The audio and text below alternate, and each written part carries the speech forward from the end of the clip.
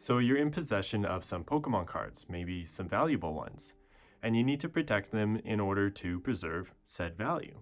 This is my full in-depth guide to protecting your shiny squares of cardboard. Damage, moisture, UV, and dogs. Let's first discuss what kind of hazards that we're actually protecting our cards from. If when you pull your cards out of a booster pack, you put them directly into a sleeve, then this probably isn't aimed towards you, but a lot of people actually let their cards run around naked with no sleeves at all. If you don't sleeve your cards, you're going to find general wear and tear, like banged up corners, whitening, frayed edges, and maybe even creases. And this just happens from moving your cards from storage container to storage container, having them on display, or maybe even playing with them in an actual match. And then there's moisture.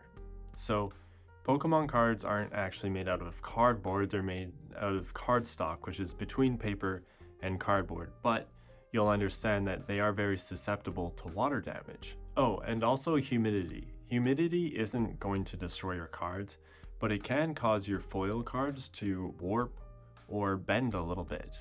And I'll put a video right here if you want to learn more about that. This isn't really considered damage since it is reversible. Spilling coffee or tea is an obvious hazard, but we also have to mention peripheral water damage. By peripheral water damage, I mean maybe rain blowing in from an open window, particles from a spray bottle traveling a little too far, or a rogue splash from a nearby sink. Ultraviolet rays. The sun can turn your vibrant cards into grayscale memories pretty quick. As collectors, we love to display our cards, but you want to keep them away from the window because, yeah, sunlight can damage your cards. And of course, a sun-faded card is worth significantly less than a not sun-faded card. Dogs. Okay, I don't mean to pick on dogs exactly, but pets, kids, friends, family, all of these factor into potential damage for your cards. Now, no one would intentionally destroy your cards, I hope, but this is something that can happen and probably will happen if you're not careful. Accidents do happen inside a household, especially if you have a big family and if you have pets. So in the next section, I will talk about how to deal with that and how to protect your cards from catastrophic pet events. How to protect singles. Okay, when I say single, I'm referring to a single trading card. Here are the storage devices most often used to protect singles. Sleeves, card savers, otherwise known as semi-rigid sleeves, top loaders, otherwise known as rigid sleeves, magnetic one-touch cases, screw-down cases, and grading your cards. Let's break these down individually and discuss each in detail. I told you this would be in depth. Sleeves, sometimes called penny sleeves or soft sleeves. This is the most basic form of protection for your cards, yet probably the most effective. All they are is a little polypropylene pocket that you put your card into. And what this is going to do is protect your card from any edge wear or corner damage, and also protect it from light abrasions. There are hundreds of different kinds of sleeves, different brands, different sizes, different styles, but this is important, okay? The best sleeve is the one that's available and affordable for you. Don't stress over what kind of sleeves you're buying for your cards. But we will talk about sizes. Okay, the first is standard. Standard is, well, standard. You probably have some of these sleeves, or your friend has some, or you should be able to go buy some from the store right now. A standard size trading card, also known as poker sized, is 2.5 by 3.5 inches.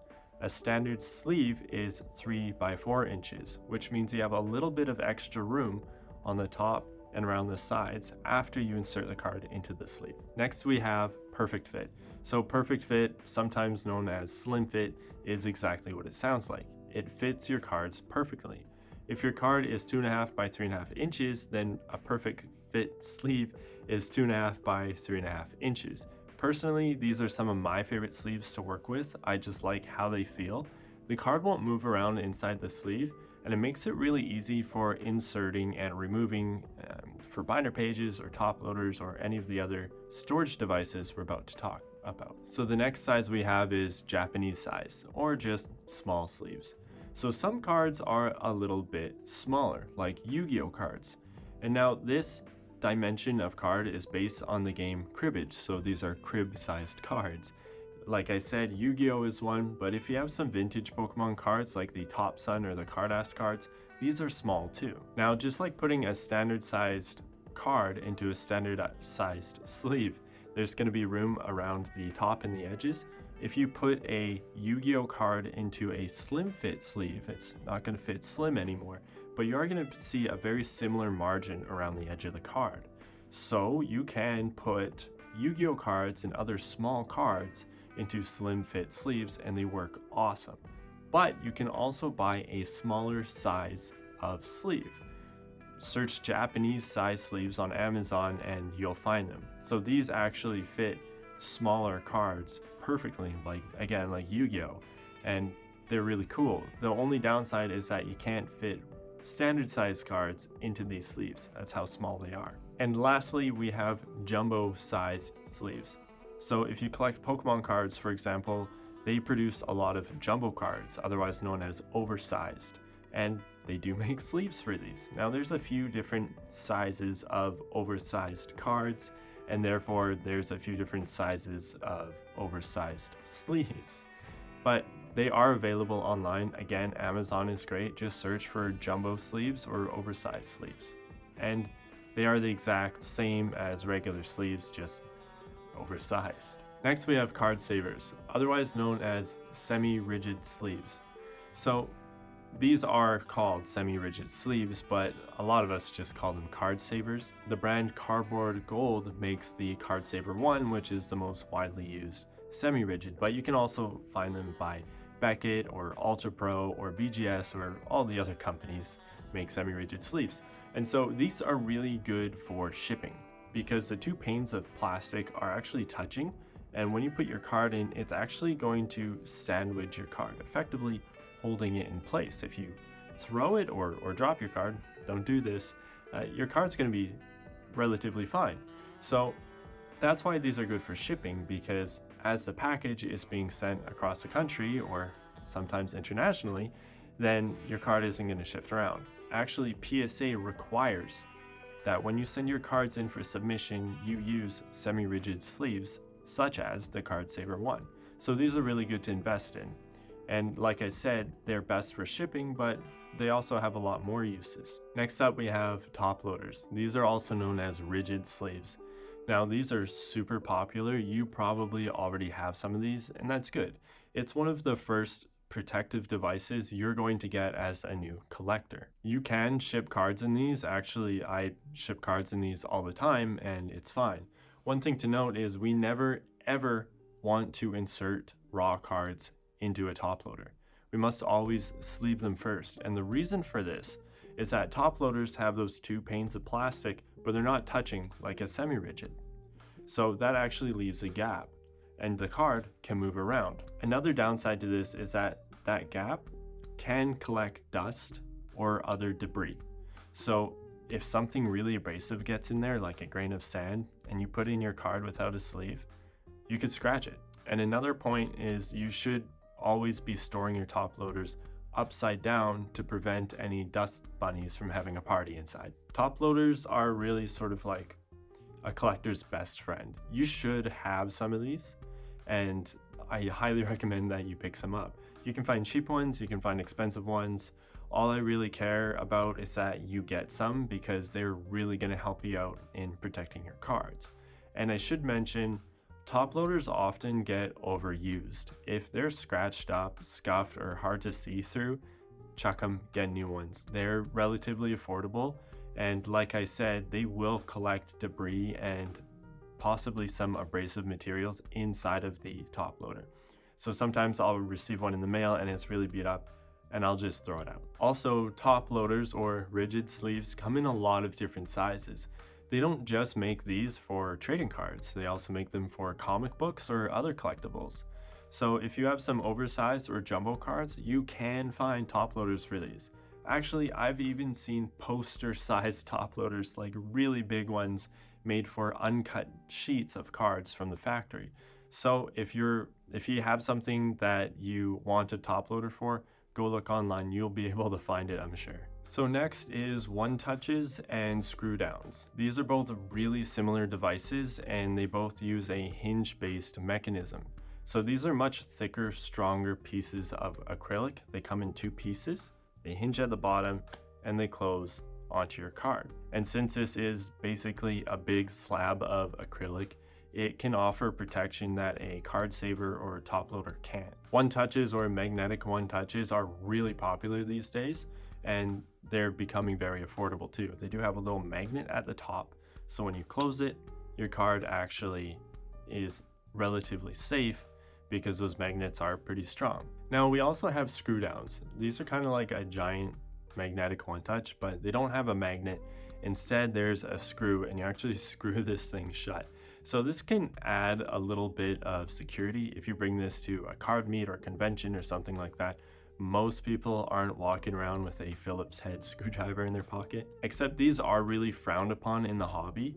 And that's because back in the day, these came out and they didn't have that little recessed pocket for the card. It was just two flat slabs of acrylic. So if you really cranked that screw down, then you'd end up squishing the card, increasing its dimensions. But that kind of screw down is really hard to find these days, so you don't really have to worry about that. Oh, and I should mention that a lot of magnetic one touches do offer UV protection, so look out for that because that could be really useful. Graded cards. Okay, yes, let's talk about graded cards from a protection perspective. It is a really good option to have your cards graded in order to protect them. The case that your card gets put in when you send it off for grading is often referred to as a slab. Now these are sonically welded, which just means that the plastic is basically melted together with a very high vibration. That means you can't open these up. You can crack them and get the card out, but that kind of defeats the whole purpose, and that's a whole other thing. So these aren't waterproof. If you were to submerge it, your card could get damaged, but it is going to protect against all that peripheral water damage we talked about, like splashes or what did I say? Rain blowing in through an open window. In addition to that, a lot of these slabs offer UV protection. So there's a big list. I can't go over all of them here, but before you send your card off to PSA, for example, check the website and see if the slabs are UV resistant, just so you know. And so the slab is going to protect against, like I said, peripheral water damage, possibly UV damage, but also any light abrasions, scuffs, if you drop it from a low height or something like that. Graded cards do offer protection. However, this is probably the most expensive form of protection, so don't get your cards graded just to protect them. A magnetic one touch will do the job just fine. Okay, next up, let's talk about how to protect entire collections, not just a single. And first I want to talk about binders. Before that, I want to talk about the bad kind of binders, the binders that we need to avoid. These are 3-ring binders. Yeah, I know what you're thinking. Those are bad? Well, they are. We used them when we were kids. Modern binders weren't really out yet, I think. I was too young to know, but we all just used 3-ring binders. And so these are the ones that you'd use at school that you'd snap open and then you put the plastic pages in. I got news for you, these are bad. Why? Well, they could potentially dent your cards. That's right, so this happens when you close the binder and the pages don't fully fall down the ring and lay flat like they're supposed to.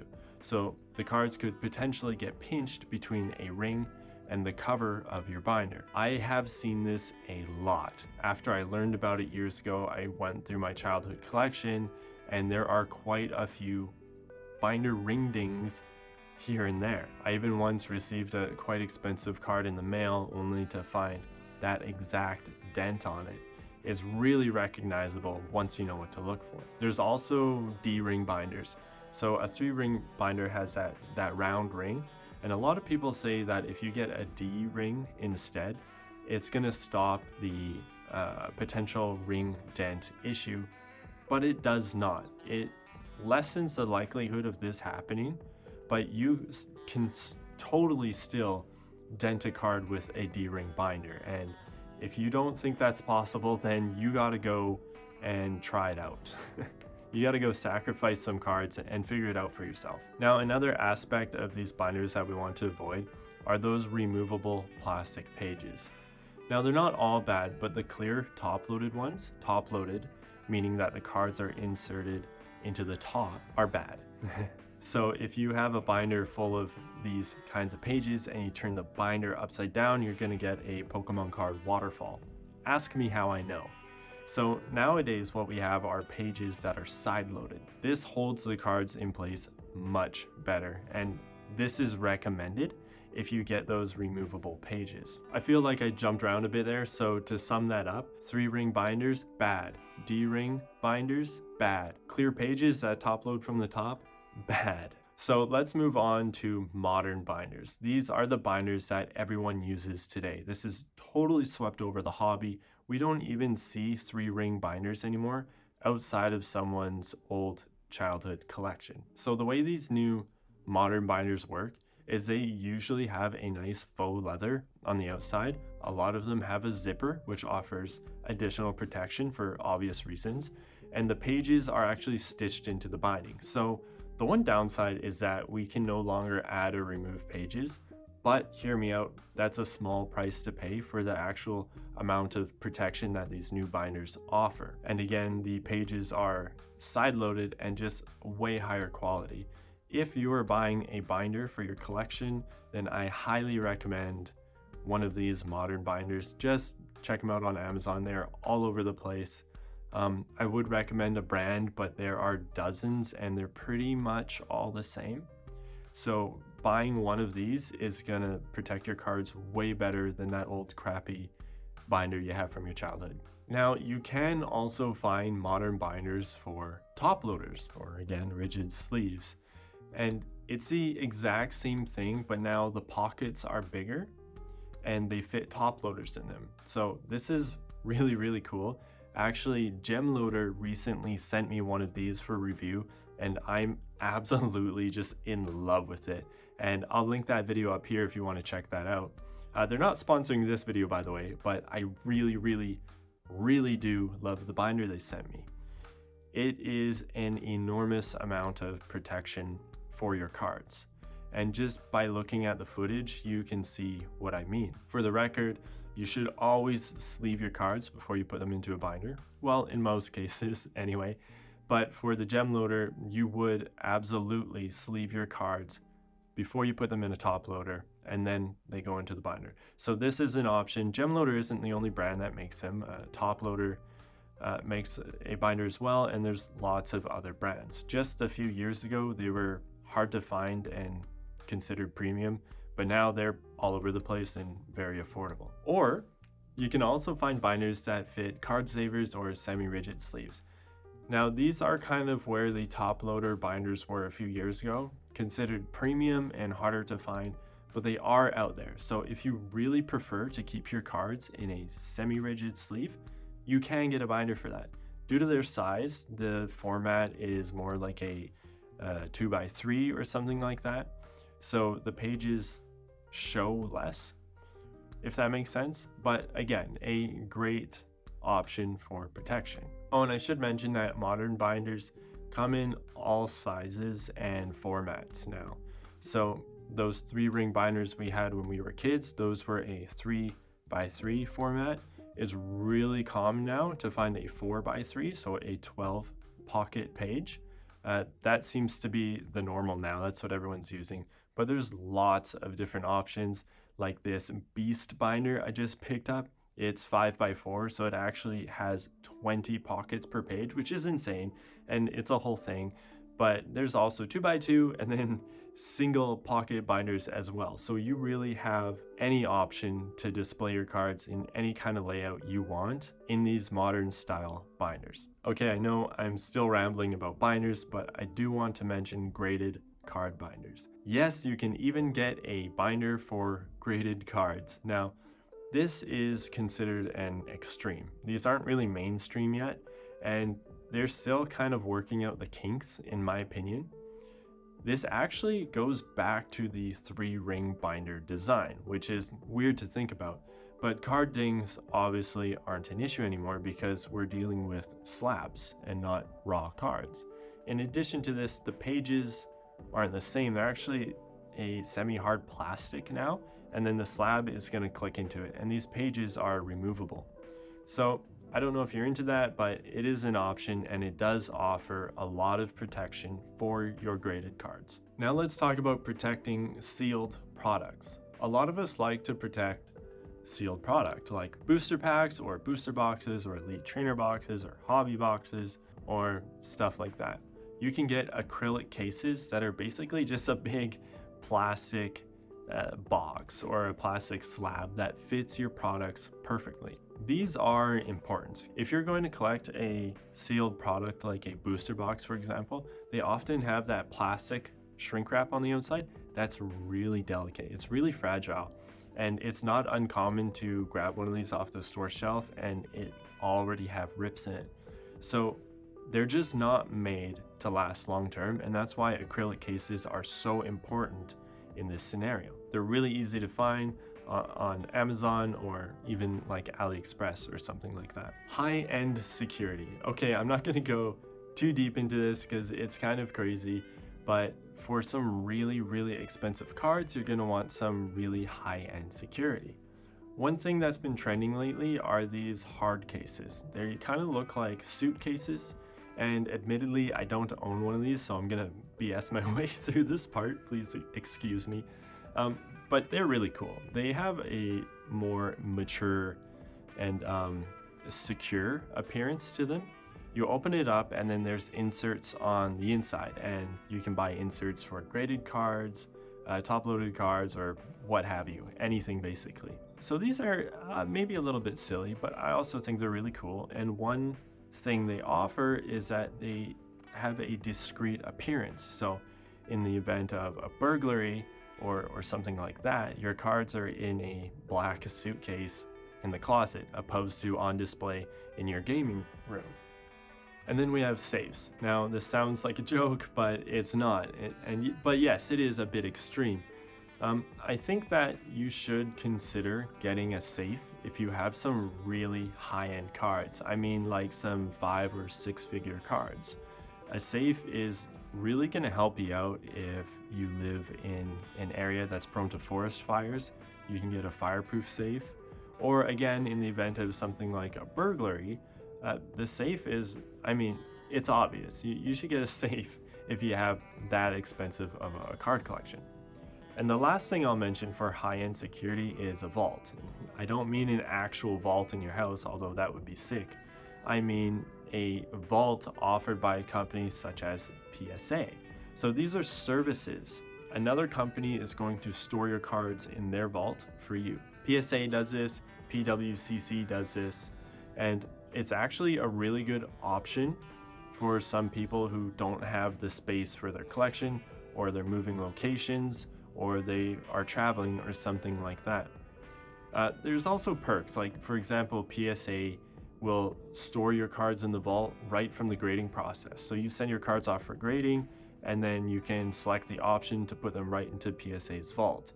And then you can go on the website and you can manage your collection from there. You can ship cards back to yourself. I think PSA also offers the option to send cards from the vault straight off to auction, which is pretty cool. But yeah, as far as security or protection goes, this is a good option. I guess the only risk you really have is your cards getting lost in the post, which is unusual, but it does happen. Either way, compared to your current environment in your home, it might be a better option from a perspective of protection. So consider that. Okay, I know that was like a super dense ball of information in this video, but if it helps you at all, or if you learned something, I would really appreciate it if you hit that like button if you think I earned it. And if you're still watching, thank you so much. It means a lot to me, and you will see me in the next video.